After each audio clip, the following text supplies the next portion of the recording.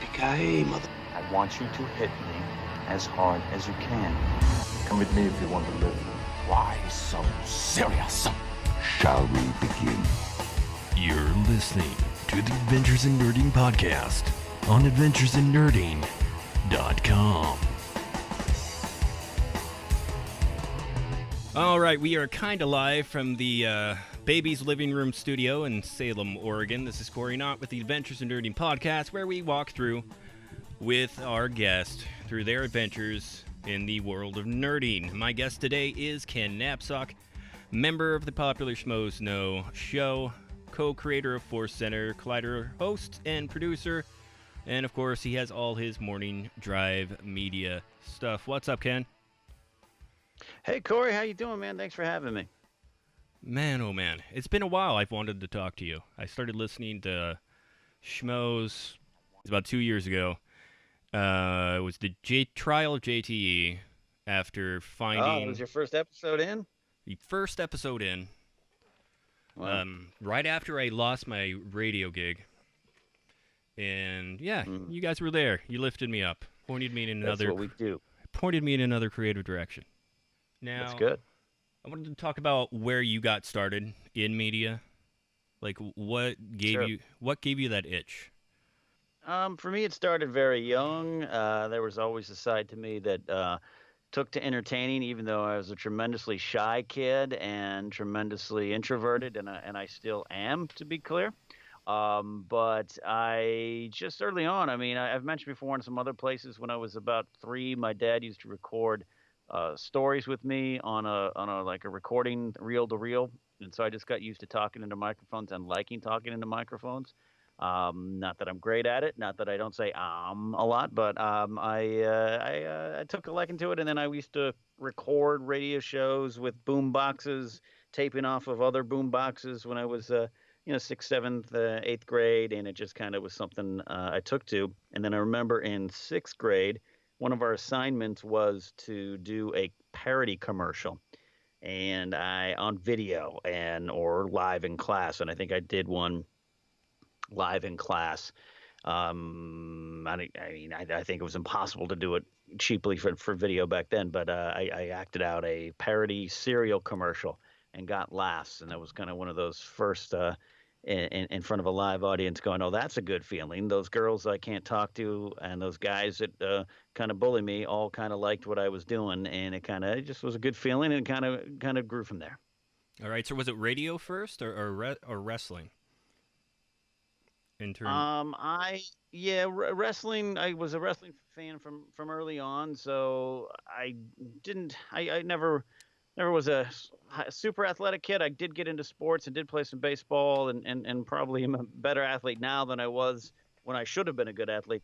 But I loved wrestling, didn't think seriously about getting into it until high school, late high school, maybe as a manager, and that was kind of one of my dreams. But the wrestling's always kind of been a fun, I don't want to call it a hobby, but a professional side pursuit. The radio thing, like I said, it was always kind of there, but I didn't know it existed. I was kind of fascinated by it. There was a radio station in our town called CD 107. It was one of the first stations to play songs directly off of CD. And I remember when I discovered the station and where the station actually existed, and I was fascinated by that thing I'm hearing on the radio is, coming out of that office up there on the second floor off of Grand Avenue in Arroyo Grande, California. And as would have luck and fate would have it, I ended up working out of that very same office when I started my radio career, a different radio station. That kind of became a reality right after high school. A couple years after high school, I was starting to go for film and video production and screenwriting. I was going to go that route. Thought about doing stand-up comedy, all that kind of stuff, but I didn't really go that way at that point in my career. So radio just kind of happened. I ended up meeting the 2 local morning DJs for K-Bear 95, which is a guy named John Mackey, who was the program director, and a guy named Freddie B. And they were the morning guys. And so I ended up, along with my friend Matt Donovan, interning for them. And then later on, Matt Donovan and I were handed the morning show by John on his way out to another career. And radio lasted for me actually about 4 years. As you know, it changes dramatically, and I woke up one morning in 1998 with no job. So that my radio career lasted only that time, but it's still my favorite thing I've ever done. Yeah, I have fun radio stories. Like one flip involved something I thought was April Fool's, because I walked into the studio at this place. I just worked up as an intern past year, walk into the big studio, and we only had one real big studio overlooking downtown Salem. And there was this article on the door that said KSND bought by Spanish station going to flip. And I was like, guys, is this a April Fool's joke? Because it is April. But no, it was not. That was not. No, it was not. The doors are closed. It was, yeah, and we had to stay for like an extra 2 months and help them. When you went to work as a first responder, what exactly did you do? There's been jokes about it, but I don't know exactly what went on. The other part of my life is I've always wanted to kind of be an entertainer. I also I don't know when it started, 7, 8 years old, wanted to be like a lot of kids, I wanted to be a policeman or a fireman. And my uncle was, and actually still is, on LAPD, the Los Angeles Police Department. He retired after 24 years, but he stayed on as a reserve, and a couple years ago crossed his 50th consecutive year working with LAPD as a reserve officer. And he also was in city council, city government. And when he had retired, he got a security job, as a lot of old coppers do. So when I moved to LA, I was working at a movie theater for $5 an hour, and he was like, "You got to become a police officer." And it was always in my head to do that. So I never ended up doing that. So he got me a job working private security with him, and took that job, thought I'd be there a year, and lasted 17 years and worked my way up to a director of public safety, ran a pretty large high-profile mall in Los Angeles, and for a while oversaw a historic location in Los Angeles that was next to a place called The Grove, and kind of helped oversee that as well with a friend of mine, Cory, who ran that side. And just kind of one of those day jobs that never ended. And I think one of my regrets is I should have just gone sworn and become a peace officer at some point. But it just I was always focused on the entertainment side of my career. So I had started training at the Groundlings and doing stand-up comedy all during that time. That I thought that would go faster and take me in a different direction. And it didn't. Now I was there. With the Schmoes and everything, when you guys started that, did you think it would end up where it is now? Yeah, Kristian Harloff did. Kristian Harloff always has that big picture and that big vision. Not that anyone else didn't, but he has the far-reaching goals and vision that makes him, the center of that universe for good reason. As long as I've known Kristian, if he says he's going to do something, it most likely happens. I've only seen a few things that didn't happen, and even actually it got farther than other people. He's one of those guys, like, YouTube launches, and he's going to start reviewing videos. He was doing stand-up comedy, and even going back before I knew him, he was like, he wanted to work for WWE. He made it happen. He wanted to become a regular at the Comedy Store. He made it happen. And he worked his ass off almost to a breaks his own soul point to make it happen. So along the way, there's been a few projects that he pulled me in on. A pilot he wanted to shoot called Grasping at Straws that I think eventually made its way to the Schmoes Know web sphere, but it was originally a pilot presentation for full show, single camera kind of comedy drama, and that happened. People told him, "You're crazy, don't do it." He made that happen. And so around the same time, he and Mark Ellis had really started to become close, and it was like, hey, they're going to go review movies on this YouTube thing, and that turned into what it was. And then it's just grown. And the podcast in 2012 when I joined wasn't what it is now and what it would end up being. So he had that vision even then, and he still has it now. He especially has it now for the Schmoedown. So, along the way, we've all believed, but without a doubt, it wouldn't have happened without his underlying belief of it all. happening according to plan, like the Emperor. So what are you up to now at Collider and with all your other projects? Yeah, I finally, after 17 years, left my job in the security world, which was a crazy ride and definitely not what people think it is. It's not a Kevin James joke comedy. It's pretty serious at times. I've had some pretty harrowing experiences and a lot of pressure and such placed on that position I had as a director of all that, and it was pretty intense. And I'd kind of given up thinking that I was ever going to find something because Hollywood had changed. I didn't think I was ever going to really sell a script that would get me out of there. Because I actually had an employee who sold a screenplay and got, yay, got $110,000. Seems like a lot. Take out the taxes, pay your lawyers, pay your managers. He couldn't quit his job.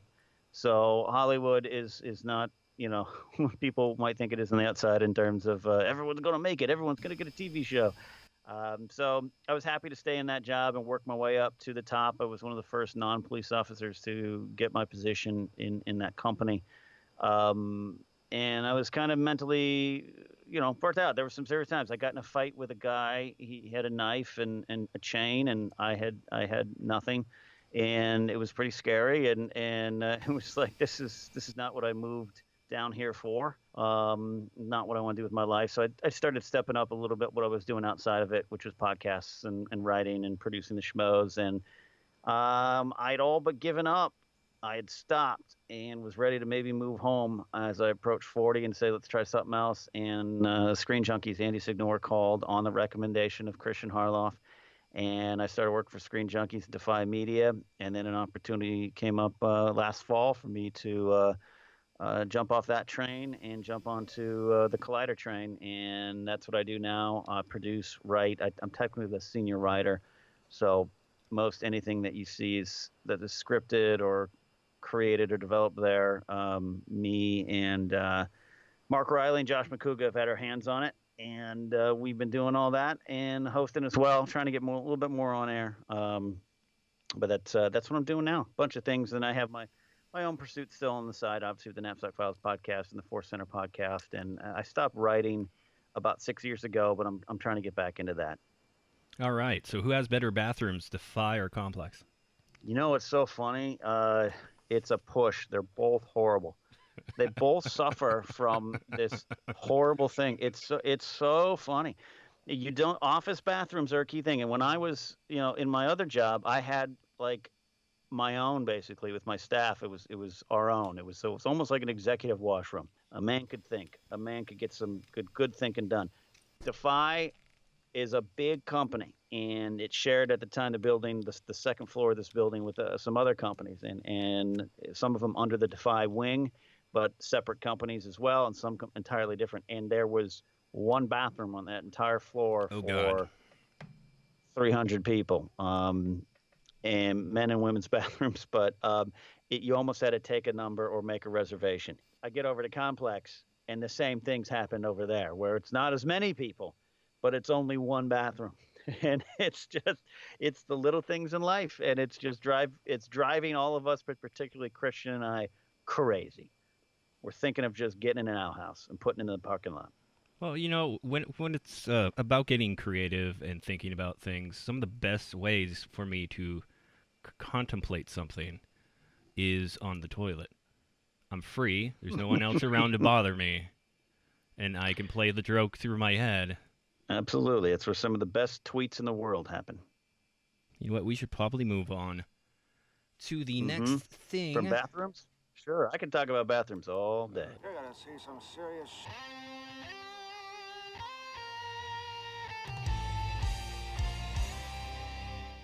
Time to go down the rabbit hole. And a little thing we call Adventures in Nerding. And today, Mr. Napzok, we'll talk about something very near and dear to you. Star Wars. Not Back to the Future. Yes. I just could not find an appropriate Star Wars rock song that wasn't too over the top. Right. I guess there's some heavy metal versions of like the Imperial March out there. I get you. They're hard. They're hardcore. When were you introduced to Star Wars? Because I know you're a bit older than I am. I'm 36. Okay, well, we're in the same genre. We'll come up on 41 now. So I think I've said before other places. I did see A New Hope in the back of a Volkswagen van, swaddled in a baby blanket at a drive-in movie theater. Obviously, don't remember that. My first exposure to Star Wars was around the time of Return of the Jedi. Something clicked when I saw that first trailer at a friend's birthday party. It was a slumber party, and on a Saturday morning. Probably in the early spring of 1983, I saw the trailer for Return of the Jedi, and it was just something about it. The blasters, the creatures, the green laser sword thing, this guy dressed in black, looking like a hero. There was just this guy in a cape, black cape, all this kind. It just grabbed me, man. It spoke to some deep nerd level inside me, and I've been a fan ever since. So why has it stayed with you this long? I think it's because it is that epic adventure and epic journey in the myth, the modern myth that we all need. Those kind of stories are there for a reason, and so it inspires on a lot of different levels. It helps comfort on a lot of different levels, and other times it's just cool to make laser sounds and fly spaceships around and blow things up. So it can encompass a lot of different moods, feelings, and questions that one might have buried deep in your soul. Or other times you just want to watch an Ewok throw a rock at a stormtrooper. Now with the acquisition of Lucasfilm by Disney, did that concern you at first, or was it a good thing? No, I was very excited. I remember talk about nerd and pop culture being so big and important now. I remember exactly where I was when the news broke. I was at my desk at work, and saw this tweet go out and was like, whoa, and like told my boss who was there in his office, like, wait, hold on, I got to go to my computer. And he was older than me. He was in his 70s, and he was an old school Star Wars fan. And I brought up these tweets and saw it all happen. And then a text started coming from Kristian and Ellis and Riley and all those guys. And we were very excited. I never really doubted for 1 second that this would be done in a good way. What they did with Marvel obviously was what we all kind of looked at. Is there concerns of, the story's going to be good, the movie's going to be good? Yeah, you can have those little things, but overall, I was never worried about it being Disneyed up because I didn't really know what that meant. I get what people thought, but again, I looked at Marvel and was like, no, they're killing it with Marvel. If they can do the same with Star Wars, I'm on board. So I wasn't worried. Oh yeah, well you got the Disney now. If it was the Disney from 10 years ago, then we'd probably all be concerned. But let's go into something a bit more, I guess, depressing. Now, you got to interview Carrie Fisher, I believe it was at Wizard World Chicago? Yeah, Wizard World Chicago in August of 2016. How did that interview go? That interview went spectacular. There is video footage up somewhere, and I think I have a rough cut of it that I'm was thinking about posting, but right now it's just something that I'm keeping to myself. And I believe Screen Junkies has the footage too, and they've kept it to themselves too. But there's other footage out there on blogs, and you can find it. But the interview went very, very good, and it was fun to do. But it was so nerve-wracking to do. And Andy Signore and I kind of co-hosted that panel, and he had been hosting a few more than I. And moderating panels is a skill, acquired skill for someone like me, but it is a skill you need to have and or acquire. So I was very nervous just in that regard because there was, over 1,000 people there in that audience watching live. And then it's Carrie Fisher, it's Princess Leia, and just was almost frozen with fear, good fear, the nerd chills kind of fear, but just kind of like outside of my body for the half hour, actually the morning of, the half hour leading up. And I think even I don't really go back and watch the interview, or haven't really, I should say, because I think the first 10 minutes I'm not really there. Did you even blink? I might have, and her dog Gary ran on stage, and Gary's a superstar in his own right. So I was transfixed by Gary. Got to feed Gary food and play with Gary, and she Carrie Fisher lobbed some insults at me, jokingly having fun needling me because I was not feeding him the right way. And that guy focused on that, and thank God Andy was there to kind of drive the first 10 minutes. Otherwise, because I was lost for a lot of reasons. It wasn't just that it was Princess Leia and Carrie Fisher. It was just kind of a professionally an overwhelming moment for me. But at the end of the day, it was Carrie Fisher and Princess Leia, and I am one of those people. I am of that ilk where that woman and that character just meant so much to me, and it was surreal. So when you look back on that after she passed during that airplane flight, does it make it more special that you got to interview her? Sadly, yes, it does. I mean, that was one of the first thoughts I had. There was a slight chance that I wasn't going to go, or that I might have decided not to go or not to do it. Andy asked me, do you want to do this? And sometimes I'll get a little in my head and a little afraid, and almost was like, nah, don't worry, you do it. I'll go watch, but you can do it. And then Andy luckily was like, come on, it's Princess Leia. We're gonna do this. And it was like, yeah, of course we're gonna do it. All right, we're gonna do it. So I am very thankful that I got pushed into that and allowed myself that opportunity to do it. It was fascinating to watch her work. I had enjoyed so much her renaissance, so to speak, that had happened with Force Awakens and her coming back to it into the national spotlight again, because she is always going to be Princess Leia, and she always was to a large group of people. But she went through some hard times and open struggles, and she's used that well, especially late in her life, to help others and get words out on her struggles and everything. But she, to see her on such a large international scale of everyone welcoming her, Mark Hamill and Harrison, but Mark Hamill and her, a little less of stars than Harrison, honestly and obviously. So to see them back, Luke and Leia back, and that way meant a lot. And to have that moment with her, and then tragically only months before she passed, yeah, it does mean a lot. And how do you feel about the character now? Like, how should she be handled in Episode 9, whether or not she makes it through Episode 8? I guess is yeah. I don't envy anyone in Disney for those meetings that I'm sure had to happen pretty quick following her passing. That's just the nature of this, of the situation in the business and storytelling. I feel in my heart that character was going to go on in Episode 9, and I felt in my heart that Princess Leia, or General Leia, or whatever she was at the end of it, was going to be one of the last ones standing, so to speak, in the story. So I think they got to handle it carefully. I would be okay with the character passing. I definitely don't want it. I had no problem. I was actually one of the people who had no problem with the Tarkin in Rogue One. The Leia at the end was a little jarring, but I got it, and it was a fun moment and an emotional moment. I wouldn't want to see. I wouldn't want to see. I wouldn't want to see the character. Done? Yeah, I wouldn't want to see that. But I've had conversations, and with Joseph Scrimshaw, my Force Center broadcasting partner, and he says quite. It's not an easy decision, but he says in a good way and quite insightfully, the character of Princess Leia, we can never separate it from Carrie Fisher, but it is that's one person was a human and one was a fictional character.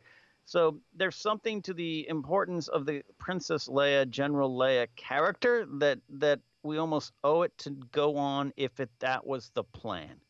So if that means a recasting, then that's what it should be, and that's not an easy pill to swallow. I gag a little bit trying to swallow that pill, but I understand what Joseph's saying, and I understand that sentiment where we should, if the character was supposed to go on and be the center, the moral center of the resistance and the galaxy and whatever was going to come after, say, I don't know, the fall of the First Order, then we owe it to that character to finish it in the right way, if that means a recasting. Again, that's I'm not saying that that should happen or that's my opinion on what needs to happen.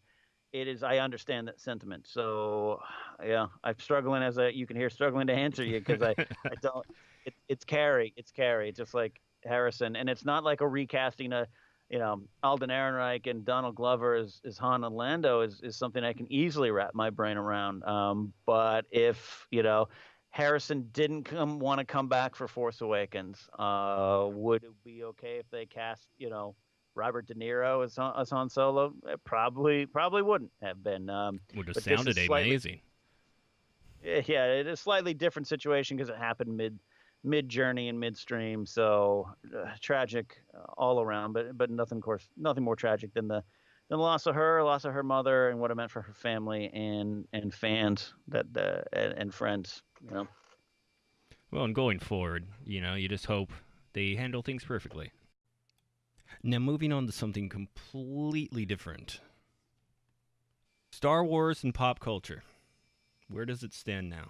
It's a dominant force in pop culture. I think it's one of the reasons we have the nerd geek culture now. There's a lot of properties that came before it and a lot of properties that came after, but I believe Star Wars was the one that made, action figures big, and it made sequels important, and it made, expanded universe and just a universe to crawl into in general important.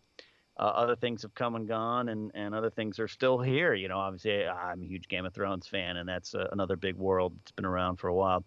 Lord of the Rings, Alien franchise, a lot of people love. There's a lot of stuff out there, but Star Wars is kind of the granddaddy of it all. Now, as I always say, there was a period of late '80s into the very early '90s where Star Wars wasn't as big, which is weird to say, and it was still big, but it wasn't what it was. It wasn't what it was when Timothy Zahn's Heir to the Empire trilogy began, and that led up to the the special editions and the prequels, and whether you like that stuff or not, or get into that thing and where you stand with George Lucas or not, that just exploded all of this. And I look to the X-Men franchise that began in 2000 as another thing that just kind of changed the nature of the game. It changed Comic-Con. Twilight changed Comic-Con too.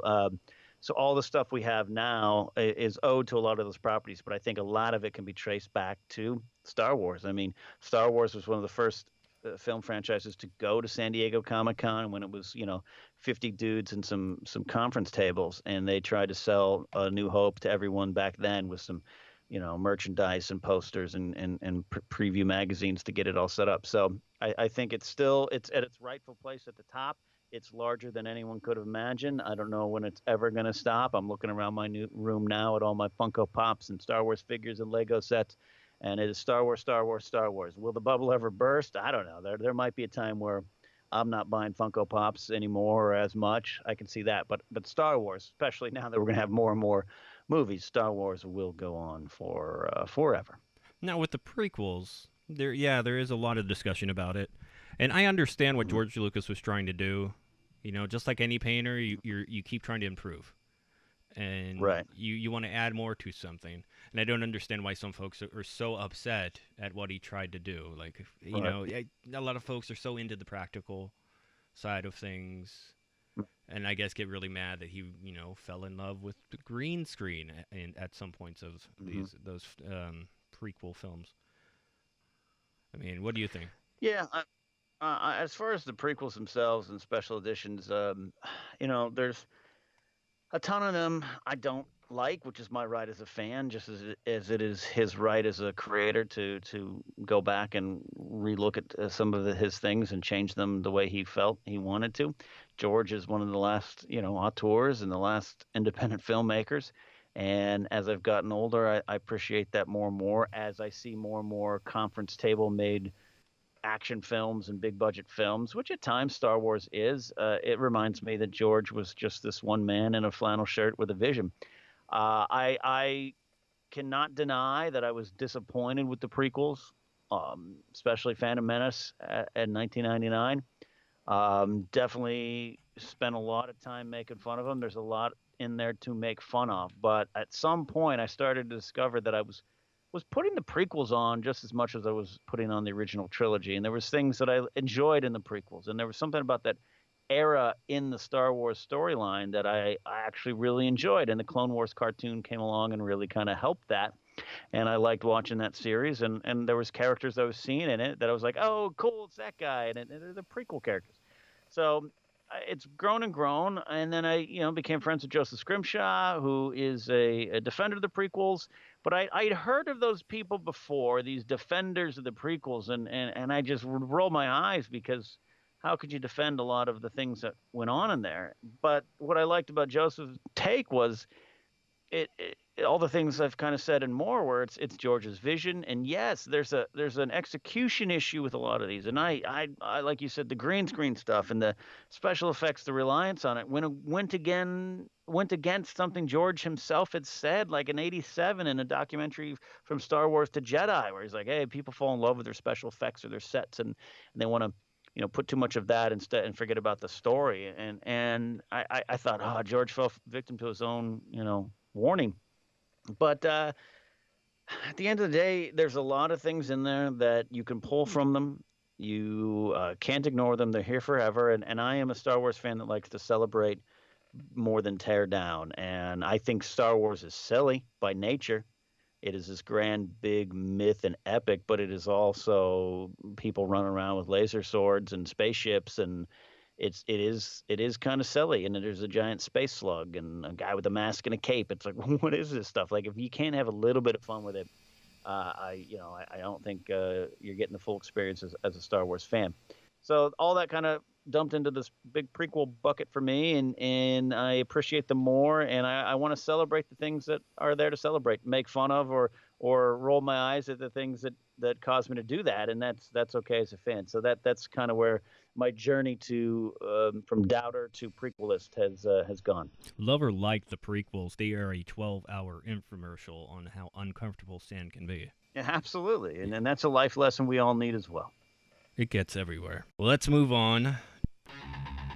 All right, coming up, we are talking about rumors and how it affects, well, the Star Wars world and the geek world all around. We live in this world of rumors and spoiler culture. Do you think it's too much? What are your thoughts on the matter? We all take this stuff so seriously, not in the sense of we don't have a sense of humor about it or get its place in life, but it's important stuff to us and to our enjoyment and to our escape. And so one of the escapes and enjoyment things I was looking forward to about The Last Jedi was sitting in that theater in December and figuring out finally what Luke says to Rey and what his first words were.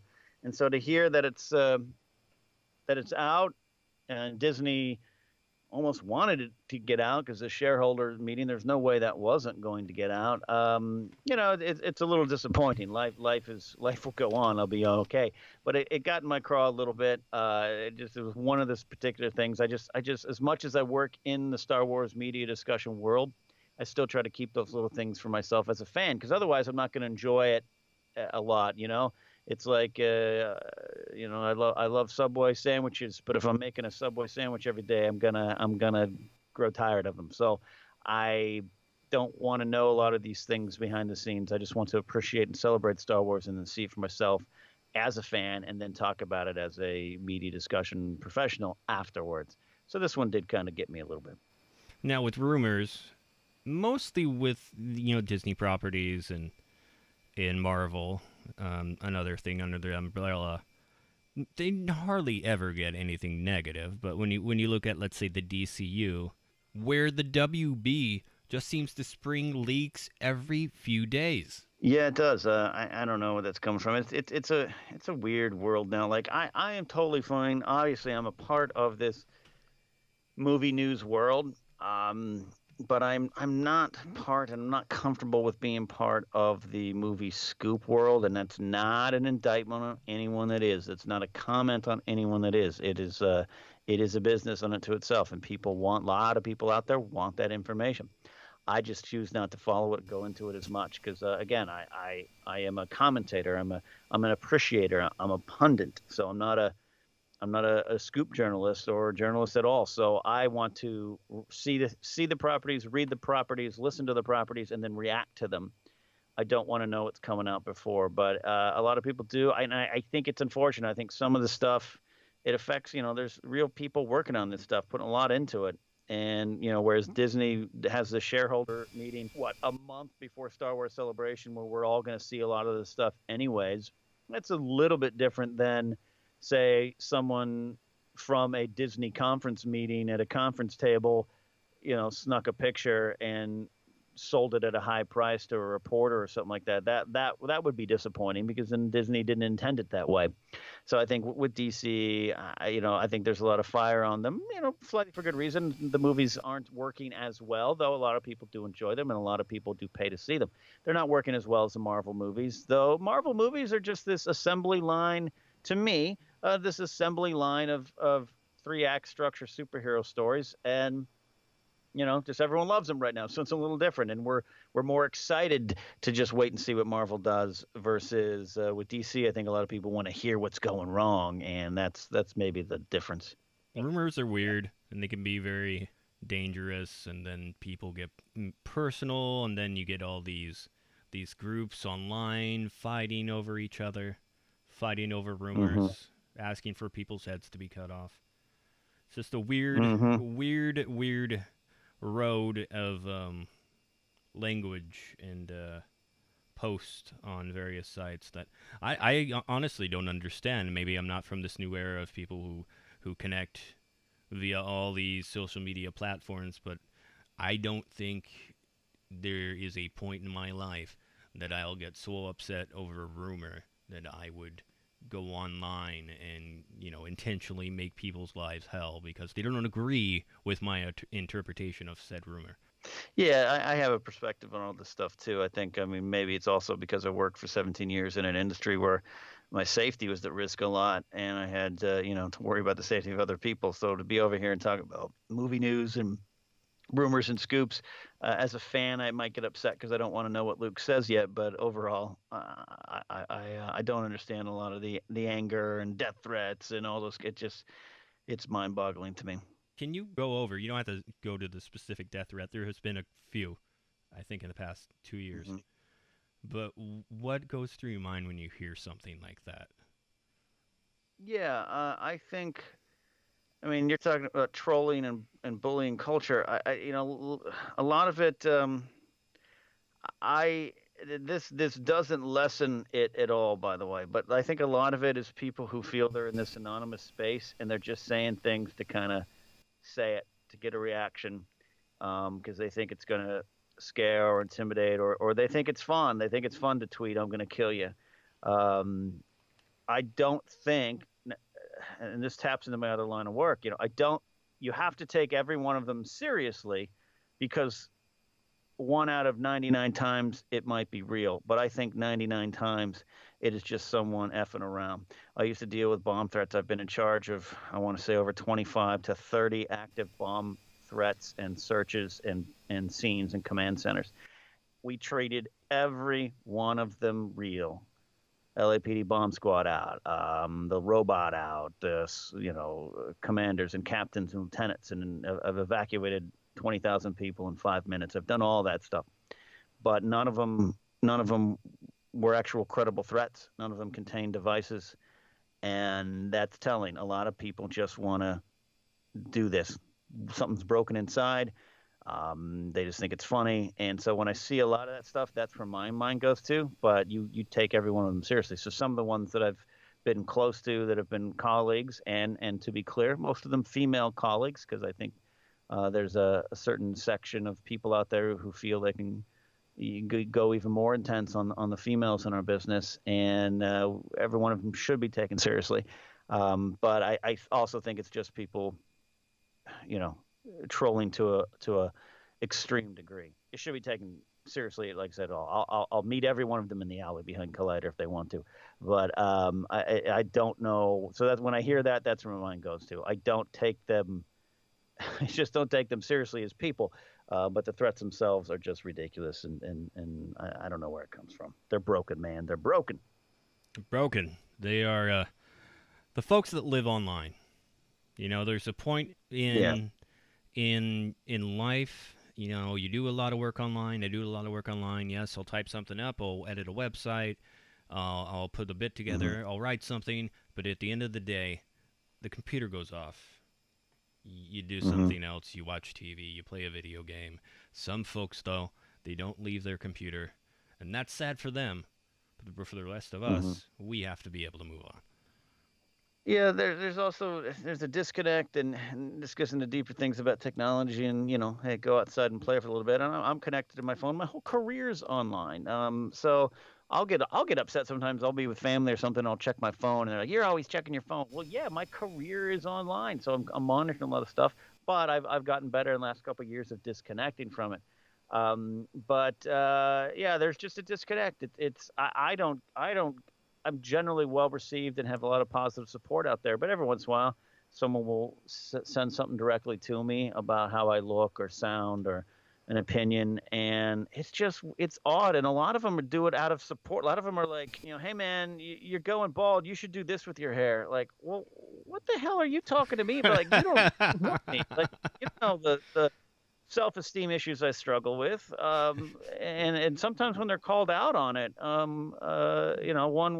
recently was doing some periscopes with my friend Michelle Boyd, and someone was kind of making fun of me, and she kind of called him out on it, and they're like, "Oh, I'm kidding, I'm a big fan," and it's like, well, are you? Because you should just be joining me in the celebration of Game of Thrones or Star Wars and laughing at something I said or laughing with me at something that happened, and not feeling like you can comment on how I look. And that's just me. What the women in this industry receive is stunning and heartbreaking and heart-wrenching, and is a problem, and speaks to a bigger issue in society for sure. Just immature stupidity. Well, it's even more than that. It's just I learned a lot working with Maude Garrett, who is someone who, when we worked together on Jedi Alliance, she's someone who needs no help defending herself, needs no help standing up for herself, fully confident, fully functional person. But to see what she would go through on Star Wars, and from Star Wars fan on Jedi Alliance, and Jedi Alliance was a very supportive fan base, to be clear.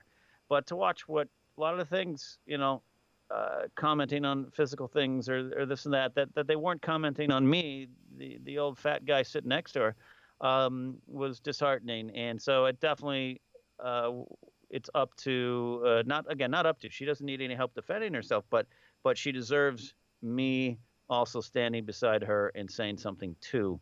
And maybe then they can slowly chip away at what's going on. But it is bad. It is very, very bad what the females in my industry face. Well, the keyboard warriors, and my wife works in education, and one thing she's noticed, and one thing we've got from my daughter's doctor just talking to her, is she's like, a lot of kids, they get a phone at an early age, and they don't even know how to say hello. The basic things of conversation with another human being, they don't know how to do. Yeah, on one area that I can speak on pretty authoritatively is obviously I'm very pro police, and I'm very I think a lot of what you see out there is people not understanding what it's like to arrest somebody. But that said, there are some very, very bad cases of stuff that's been going on, and I've talked to some of the older police officers. A lot of my friends, 4 of my friends are on LAPD SWAT team right now, or in the Metro Division, I should say, to clarify. And one's major narcotics. And one's a sergeant. I know all these people, veterans in the police departments here, several different agencies. And one of the problems that they have all noticed, and they're all speaking on, is that a lot of the new recruits, because remember, in LA, you can start processing with the LAPD at 20 and a half years of age. Nice. And what they're finding is a lot of these younger guys, no fault of their own, are raised in this generation where you communicate via text, you communicate via email, you communicate via your headset on video games. There's not a lot of conflict resolution face-to-face. And you can go through all your trainings in the world, but at the end of the day, if you don't know how to communicate with another human being that well, and they're finding that a lot of them don't have those abilities as much, and they're trying to work on that, and that I think is indicative of a lot of the problems you see nationwide. And I think on another level, that's what's happening here too. Even taking away all the death threats and all the stuff and the treatment of females in my industry. Hey, if I say I like the Star Wars prequels, every once in a while someone will come at me with this angle of I'm an idiot. It's like, oh, okay. If you hate Jar Jar, go hate Jar Jar. But me kind of finding Jar Jar nowadays interestingly amusing, especially with what came out in Empire's End, Chuck Wendig's book, that doesn't make me anything other than someone slightly amused by Jar Jar. So, and that's what we see a lot in a lot of places around the world, but especially the pop culture landscape.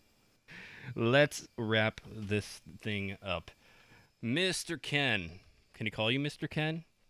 Mr. Napzok? Sure. Alrighty. Where can people find you? You can follow me on all forms of social media at Ken Napzok, KenNapzok. I have my Napzok Files podcast feed, which also has a Patreon page if anyone out there wants to support. I humbly appreciate that. No need, though. I'll keep broadcasting all my shows. And Force Center with Joseph Scrimshaw and Jennifer Landa is at Force Center Pod, and just launched this past week on this app Anchor. I don't know if a lot of people have heard about it yet. Anchor, I have a show called Daily Thrones, where usually about twice a day for 5 minutes, I do a quick audio-only show on Game of Thrones, both book, show, whatever, theories, fun things, a lot of different things. And that's on Anchor. You can find it under Daily Thrones. That's my station there. All right, and I'm Cory Naught, and you can find me at adventuresinnerding.com. Schmoesknow.com, K103.com, and I don't know, some other .coms that I'm not exactly remembering. Find me on Twitter and Facebook at Cory Naught, and I will see you. Go to adventuresinnerding.com and watch previous episodes. You like the show? No, it's the worst show ever.